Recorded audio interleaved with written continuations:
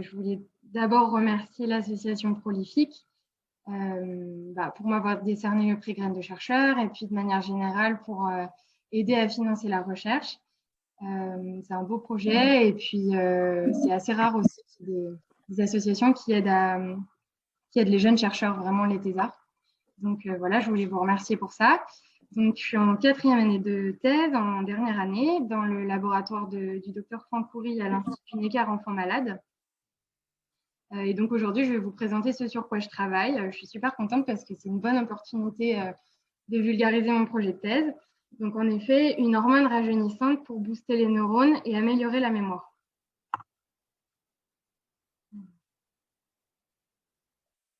Je vais juste faire ça. Voilà. Donc déjà, je voulais démarrer par présenter ce qu'est la physiologie intégrative. Donc, c'est l'idée que tous nos organes ont besoin de communiquer entre eux afin de réguler de manière optimale nos fonctions physiologiques et c'est ce qui nous permet de nous adapter à l'environnement. Donc, ce concept, c'est ce qu'on appelle l'homéostasie et ça a été décrit et initié par Claude Bernard au XIXe siècle. Donc, en général, on sait que le cerveau, c'est un petit peu le chef d'orchestre de cette régulation parce que le cerveau, il est capable de réguler énormément d'organes.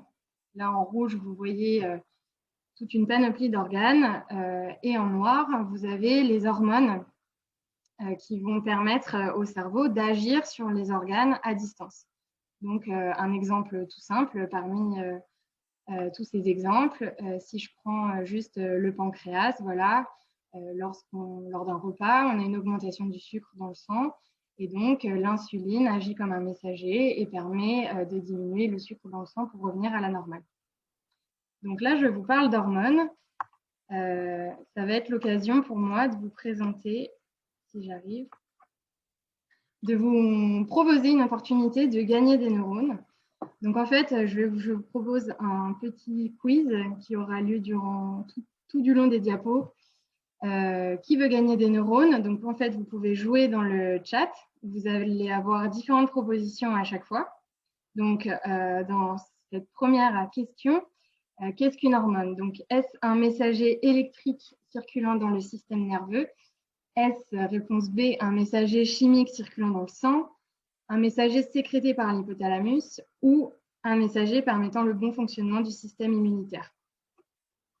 Donc allez-y, n'hésitez pas.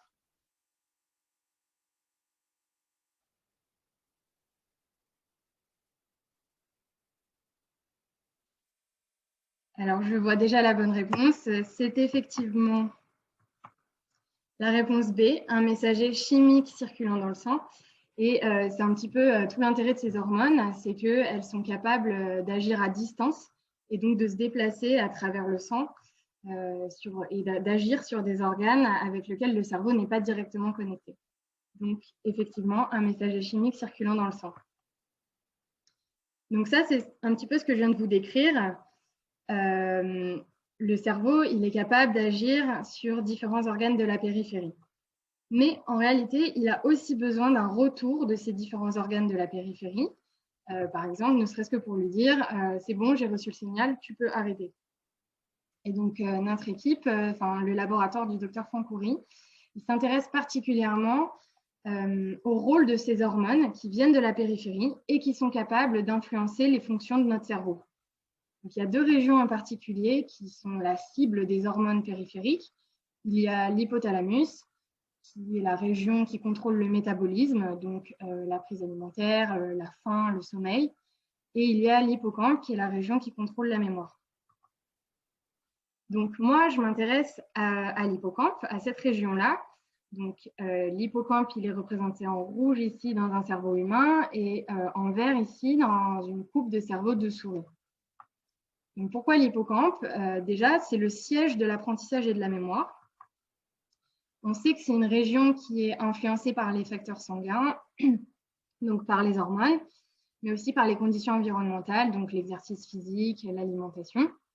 Donc c'est ce que je vous disais juste avant, c'est une région qui est en communication constante avec la périphérie. C'est aussi une région qui est très adaptable. Donc en fait, il y a des restructurations, des réarrangements constants il y a création de nouveaux neurones, certains qui sont éliminés. Tout ça, ça s'appelle la plasticité. Donc, c'est le fait de se moduler et de s'adapter à l'environnement. Et la plasticité dans les neurones, elle est essentielle pour pouvoir former des nouvelles mémoires. Malheureusement, la plasticité est très diminuée avec le vieillissement. Donc, l'hippocampe, en l'occurrence, est très affecté par le vieillissement et ça se traduit par un déclin de la mémoire qui est progressif et qui survient chez tout le monde au cours de la vie. Dans nos sociétés en particulier, on sait qu'il y a une augmentation de l'espérance de vie qui est très importante. Donc, on vit plus longtemps. Donc, l'intérêt, c'est de vivre en meilleure santé. Donc, pour ça, c'est très important de comprendre comment notre cerveau vieillit. Et nous, dans l'équipe, on essaie d'identifier des mécanismes cellulaires qui contrôlent le vieillissement du cerveau. Donc, comme je vous le disais tout à l'heure, on a besoin d'un équilibre et d'une bonne communication entre les organes et le cerveau. Mais il y a des études qui ont démontré que la balance hormonale est très impactée par le vieillissement et que ce problème de balance hormonale pourrait être lié à la perte des fonctions cognitives liées à l'âge. Donc, nous, on se demande si les hormones jouent un rôle dans le maintien des fonctions du cerveau au cours de la vie. On s'est intéressé en particulier à une hormone qui s'appelle ostéocalcine, qui sera symbolisée par ces 3 lettres, OCN. Pourquoi on s'est intéressé à l'ostéocalcine? Parce qu'elle est drastiquement réduite chez l'homme, mais là je vous montre chez l'homme, mais c'est aussi chez tous les vertébrés. Donc ici, on peut voir en rose chez les hommes, en beige chez les femmes, le niveau d'ostéocalcine dans le sang entre 18 et 30 ans, et on a une diminution d'à peu près 70% à partir de 65 ans. Donc c'est vraiment une diminution drastique. Ce qu'on connaît à propos de cette hormone, c'est qu'elle est produite par l'os. Donc c'est bien un messager produit par l'os qui est capable d'atteindre le cerveau et en particulier la région de l'hippocampe qui contrôle la mémoire. En fait, l'ostéocalcine est capable de se lier à un récepteur qui est spécifique dans cette région et qui va enclencher toute une série d'événements, notamment une augmentation de la production des neurotransmetteurs et ça va favoriser une bonne plasticité et surtout une bonne mémoire. Donc, il y a des études très importantes qui ont montré le rôle de ces hormones rajeunissantes pour maintenir les fonctions de l'hippocampe au cours du vieillissement. Donc, comment ils ont procédé? Ils ont pris des souris âgées, des vieilles souris, qui ont donc leur balance hormonale affectée, et ils ont injecté du sang jeune, du plasma jeune, enfin issu de jeunes souris. Chez ces souris âgées, ils ont observé qu'après injection de plasma jeune, les performances de mémoire et la plasticité synaptique étaient nettement améliorées. Donc nous, on s'est demandé, puisque l'ostéocalcine a un rôle crucial sur la mémoire et qu'en parallèle, on sait qu'elle est drastiquement diminuée durant le vieillissement, est-ce que l'ostéocalcine ne pourrait pas contribuer ou jouer un rôle dans la perte de mémoire qui survient avec l'âge? Donc, on a commencé à étudier son rôle. Ce qu'on a fait, c'est que nous aussi, on a utilisé des souris âgées, vieilles, à qui on a injecté de l'ostéocalcine de manière à rétablir les niveaux d'ostéocalcine qu'on a quand on est jeune. Et ensuite, ces souris, elles ont participé à des tests qui permettent d'évaluer la mémoire. Donc, en neurobiologie, on peut utiliser toute une batterie de tests qui permettent d'évaluer la mémoire, qui sont standards, qu'on peut reproduire à travers les laboratoires sur toute la planète et qui sont basés sur des réflexes innés chez la souris ou chez le rongeur de manière générale. Donc là, dans le test que je vais vous présenter, qui s'appelle la reconnaissance du nouvel objet, le premier jour, le jour d'habituation, on place la souris dans une boîte qui contient 2 objets exactement identiques. Le lendemain, on place la souris de nouveau dans cette boîte, mais un des objets familiers a été remplacé par un nouvel objet. On sait que les souris et les rongeurs ont une préférence innée pour la nouveauté. Donc, si la souris se souvient de l'ancien objet, de l'objet familier, alors elle va passer beaucoup plus de temps à explorer le nouvel objet. Nous, on enregistre l'exploration des souris sur les 2 objets et ça nous permet d'obtenir un index qui représente la performance de mémoire. Donc, plus il est élevé, meilleure est la mémoire. Donc ici, on a des souris qu'on considère jeunes, 3 mois, et en noir, des souris vieilles qui ont 16 mois. C'est l'âge à partir duquel on considère que les souris sont âgées chez la souris. Donc, on observe bien une diminution de la mémoire qui est caractéristique du vieillissement. Mais chez les souris âgées, chez qui on a rétabli les niveaux d'ostéocalcine normaux, alors on améliore considérablement les performances de mémoire. Donc, au vu de l'effet très intéressant de cette hormone, on a voulu comprendre par quel mécanisme est-ce que ostéocalcine agit sur les fonctions du cerveau. Et on a pu observer qu'après injection d'ostéocalcine chez des souris, on a une augmentation de l'autophagie. C'est donc le moment de qui veut gagner des neurones, avant que je vous parle de l'autophagie, parce que c'est un mot qui vient du grec. Donc, est-ce que vous savez ce que cela veut dire? Se mordre la langue, manger des voitures, aimer manger seul ou se manger soi-même.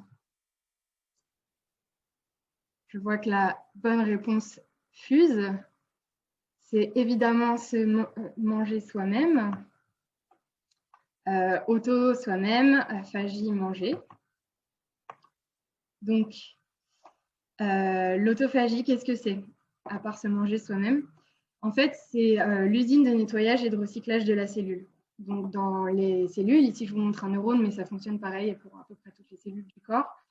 On a des petits composants, des petits bouts de protéines, des virus, plein de petits éléments qui ne sont plus fonctionnels et qui s'accumulent. C'est ce qu'on pourrait considérer comme les déchets de la cellule.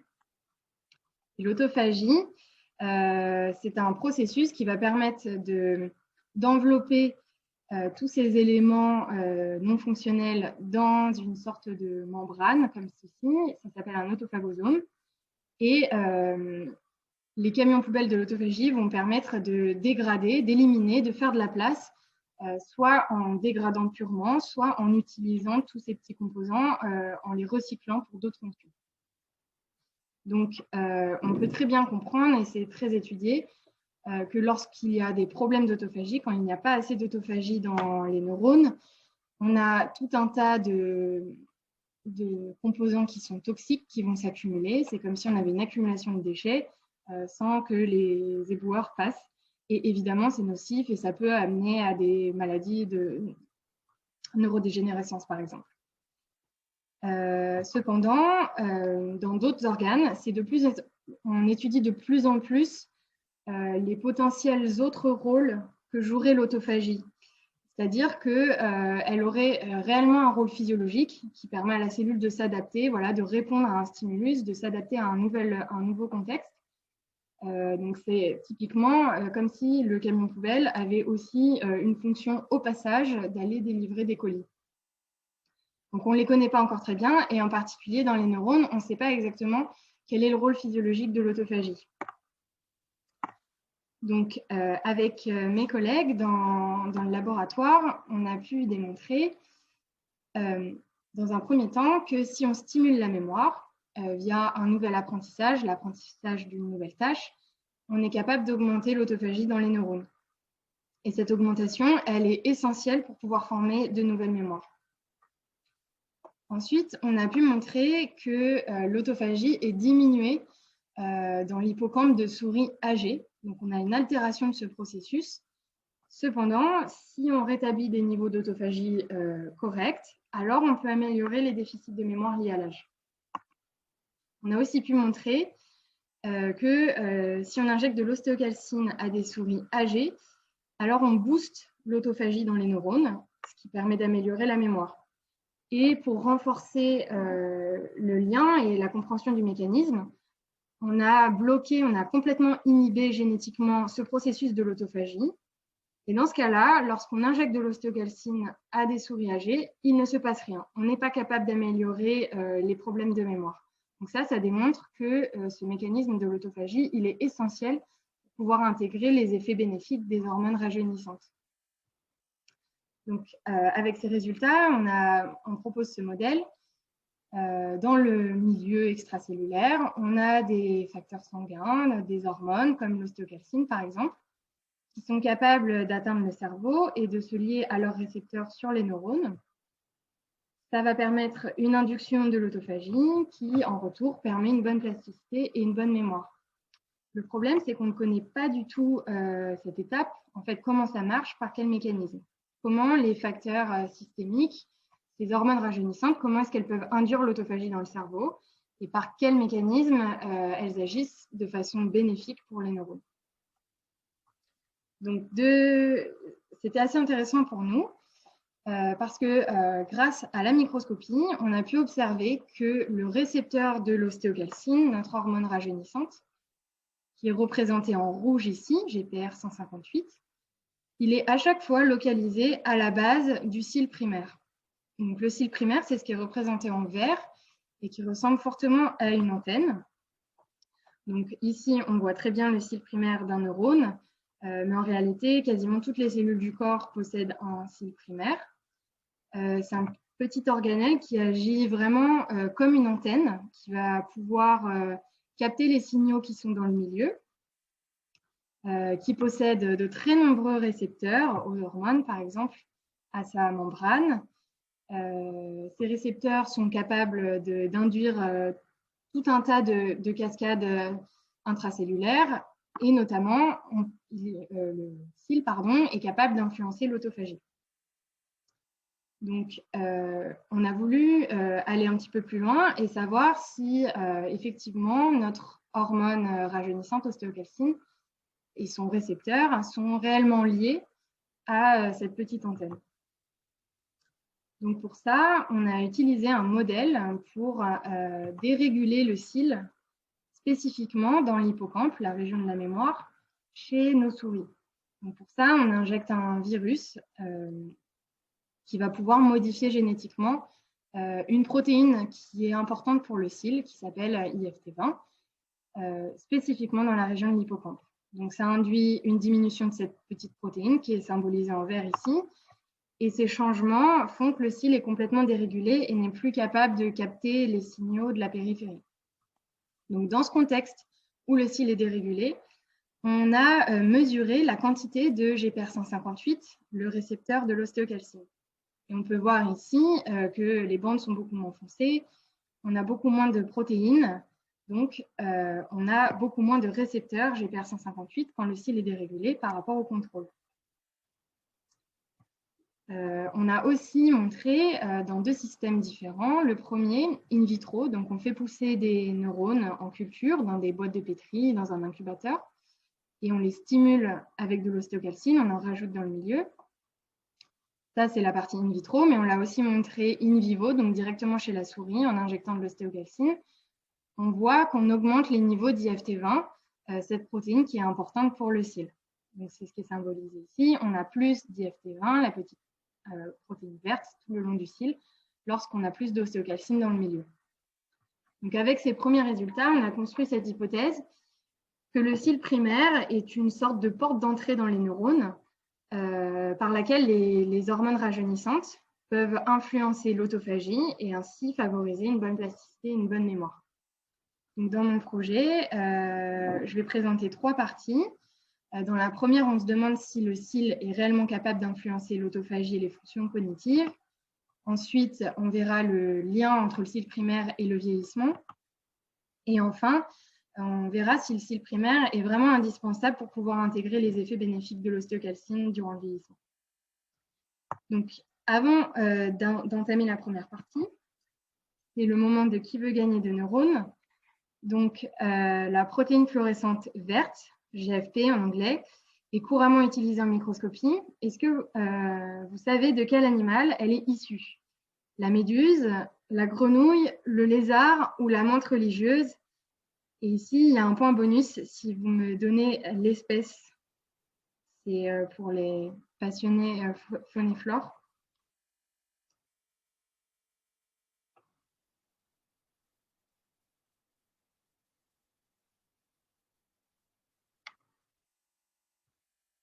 Je vois la bonne réponse, mais est-ce que l'espèce...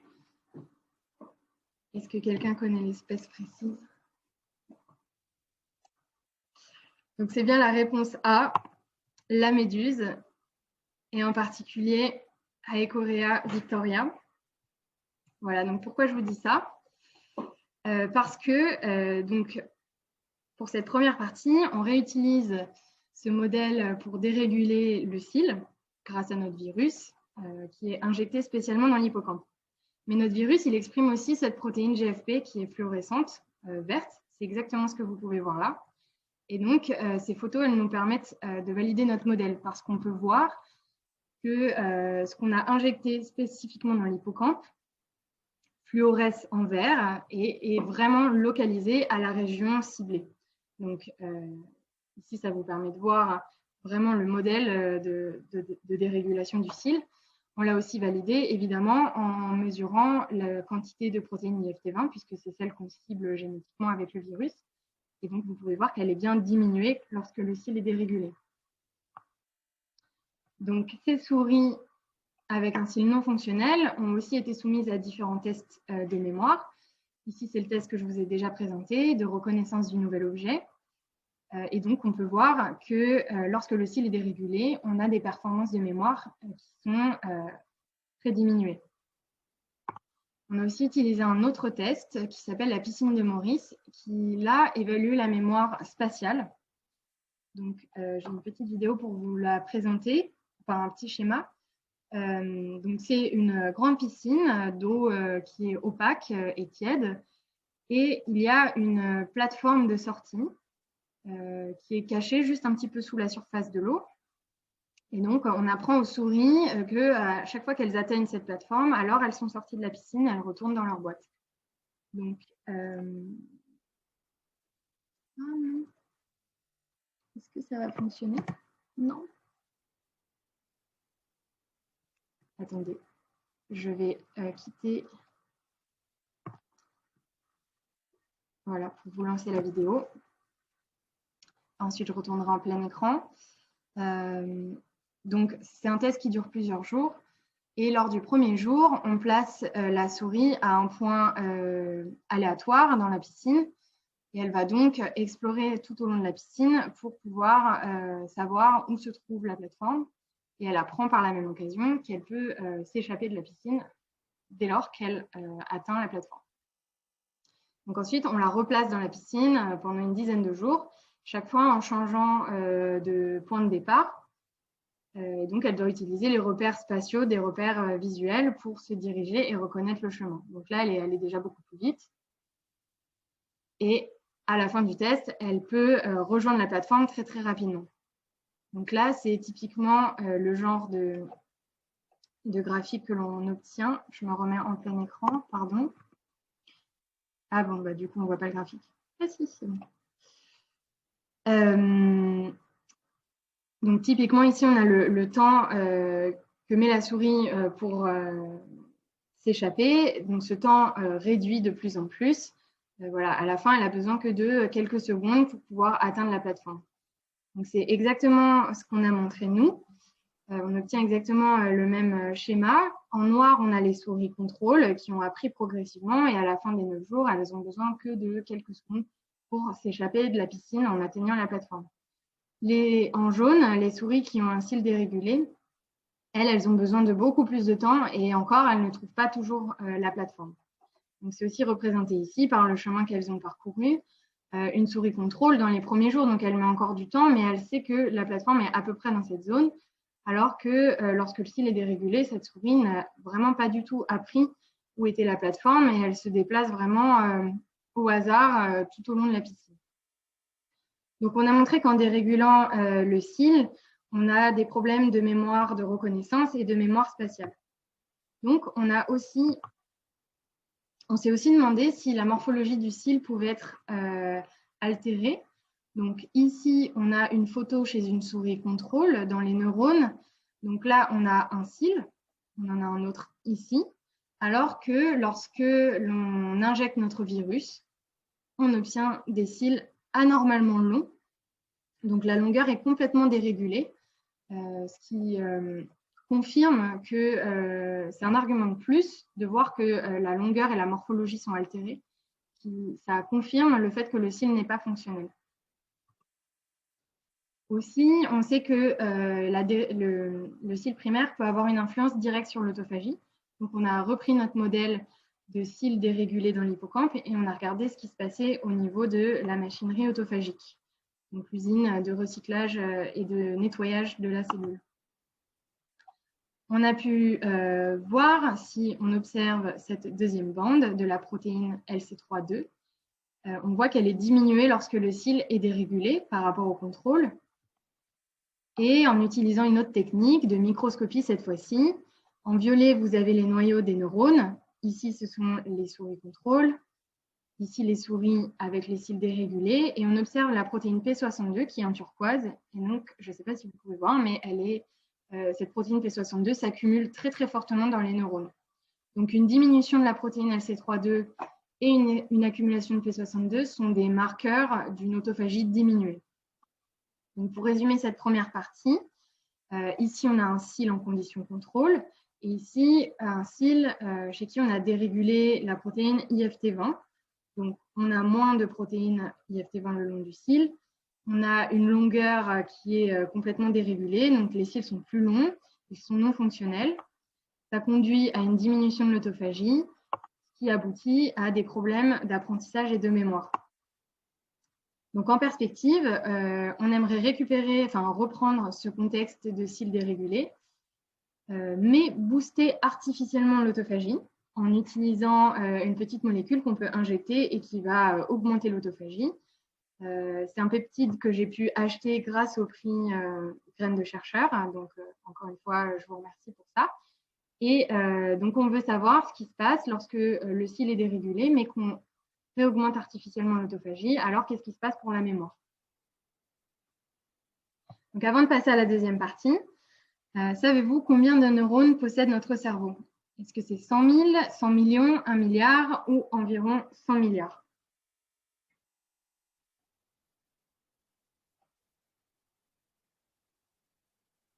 Et la bonne réponse est évidemment la réponse D. Donc en général, on considère que c'est entre 86 et 100 milliards. Qu'est-ce qui se passe si on injecte ostéocalcine à ces souris dérégulées? Ça va venir juste après. Et le nombre de neurones dépend de la personne, c'est possible. Donc, je vais présenter maintenant la deuxième partie. Est-ce que le cil primaire joue un rôle dans le déclin de la mémoire lié à l'âge? Donc, on a comparé des souris jeunes et des souris âgées en regardant les protéines qui sont essentielles au cil dans leur hippocampe. Donc, IFT20, IFT88, toutes ces petites protéines qui sont des composants du cil. On peut voir chez une souris jeune de 3 mois un niveau standard qui va diminuer progressivement jusqu'à être très diminué à 16 mois. C'est pareil pour IFT88. On a également voulu observer leur morphologie comme on l'a fait précédemment. Donc, cette fois, on a les cils chez une souris de 3 mois et chez une souris de 16 mois. Donc, on se rend compte qu'à nouveau, la longueur est affectée. On a des cils beaucoup plus longs chez des souris âgées. C'était très intéressant pour nous parce qu'en fait, cette augmentation de la longueur qu'on voit chez des souris âgées, lorsque le cil n'est pas fonctionnel à cause du vieillissement, elle est exactement identique à l'augmentation de la longueur qu'on a dans notre modèle où IFT20 est dérégulé. Donc, ça veut dire que dans notre modèle, où on a vu ces problèmes de mémoire, etc., ce cil allongé, on mime complètement ce qui se passe lors du vieillissement. Donc ici, à nouveau, pour schématiser, le cil est allongé et il n'est pas fonctionnel. Donc, c'est de nouveau expliqué. On a une diminution des protéines IFT, donc les petites protéines vertes, le long du cil primaire. La taille est allongée. On a une diminution de l'autophagie. Là, je ne l'ai pas montré, mais on a démontré ça. Moins d'autophagie qui aboutit logiquement à des problèmes de mémoire. Donc, avant de passer à la dernière partie, dernière question de qui veut gagner des neurones à propos d'autophagie. Laquelle de ces molécules est un puissant inhibiteur de l'autophagie et il peut même induire de la mort neuronale? Est-ce que c'est le Mediator, la vitamine C, la chloroquine ou la pénicilline?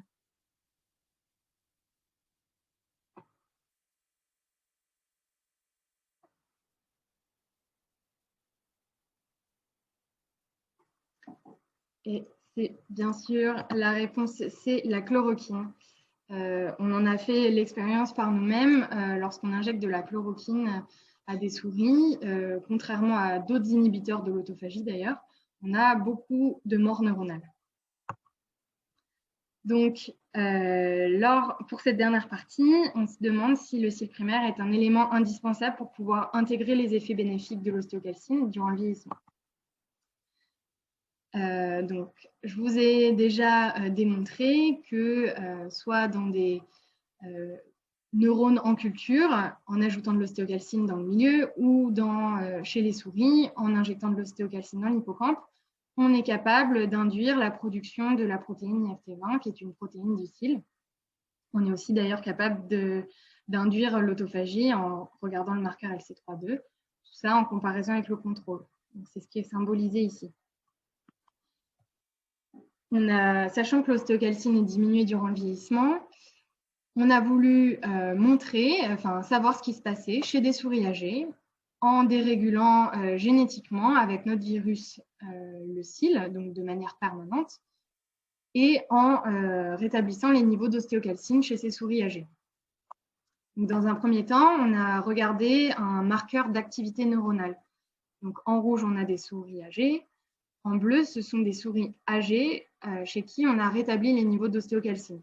Donc là, on voit qu'on est capable d'augmenter significativement l'activité neuronale. C'est l'effet attendu de l'ostéocalcine qui est bénéfique pour le cerveau et en particulier durant le vieillissement. En vert, on a des souris âgées dont le cil est dérégulé et chez qui on a pourtant restauré les niveaux d'ostéocalcine. Donc là, on se rend compte qu'on n'est pas capable de réaugmenter correctement les niveaux d'activité neuronale. On a également mesuré ça directement en regardant la mémoire avec notre test de reconnaissance de nouvel objet. Donc, en blanc, des souris jeunes qui ont une bonne performance de mémoire. En rouge, la performance de mémoire est complètement altérée due au vieillissement normal. En bleu, ce sont des souris âgées chez qui on a rajouté de l'ostéocalcine. Donc là, on est capable de complètement améliorer notre mémoire. Cependant, lorsque le cil est dérégulé, on réaugmente un petit peu la mémoire, mais ce n'est pas suffisant. On n'est pas capable d'améliorer au niveau des souris jeunes. Donc ça montre qu'on a besoin d'un cil primaire fonctionnel pour pouvoir intégrer les effets bénéfiques des hormones rajeunissantes. Donc c'est schématisé ici. Dans le vieillissement, on a un cil. Bon, déjà, on a moins d'ostéocalcine dans le milieu puisque la balance hormonale est perturbée. On a moins d'IFT, on a un cil plus long qui n'est pas fonctionnel. Ça induit moins d'autophagie et on a des problèmes de mémoire.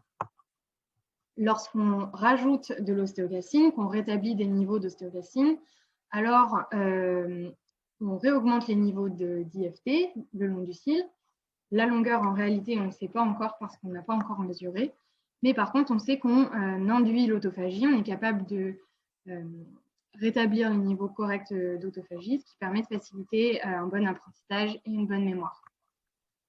Et enfin, pour démontrer l'utilité du cil, on a montré que chez des souris âgées, avec IFT20 qui était génétiquement dérégulé, alors on n'est pas complètement capable de réparer la mémoire, on n'est pas complètement capable de retrouver des performances comme on en trouve chez les jeunes souris. Pour ce qui est de l'autophagie, on ne sait pas encore, on est en train de le mesurer actuellement.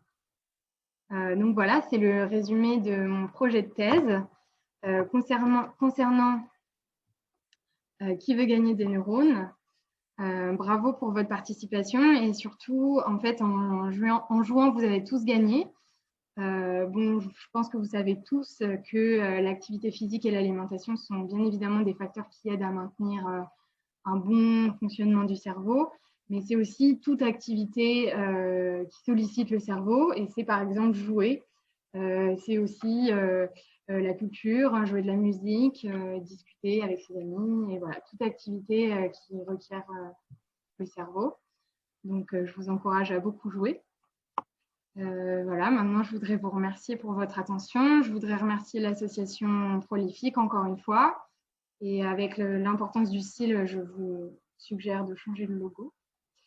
Et puis, je voudrais remercier aussi tous les donateurs parce que c'est vraiment important pour nous aider à avancer dans nos recherches. Et puis, bien sûr, toute mon équipe, donc le docteur Franck Roury, qui est mon directeur de thèse, David, qui est postdoc dans le labo et qui travaille avec moi sur ce projet, François, qui est ingénieur et qui aide énormément sur la partie comportement, tous les tests de mémoire qu'on fait, et puis bien sûr toute l'équipe, les collaborateurs avec l'équipe du docteur Étienne Morel, toutes les belles discussions qu'on a, et puis les plateformes, l'animalerie, l'imagerie, l'histologie. Voilà, je vous remercie. Et si vous avez des questions.